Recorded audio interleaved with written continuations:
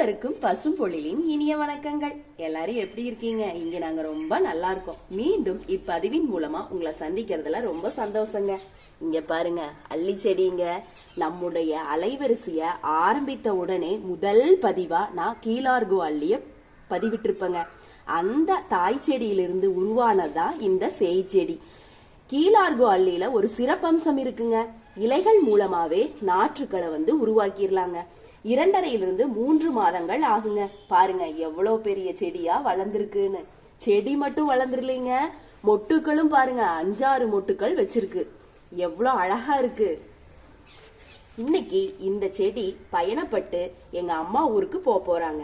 அங்க போய் பூக்களா பூத்து எங்க அப்பா அம்மாவை சந்தோஷப்படுத்த போறாங்க. நான் மட்டும் இந்த சந்தோஷத்தை பகிர்ந்துக்காம இருந்தா எப்படி? அதுதான் உங்களுக்கும் பகிர்ந்துகிட்டேங்க. மீண்டும் ஒரு பதிவுல உங்களை சந்திக்கிறேன். நன்றி, வணக்கம்.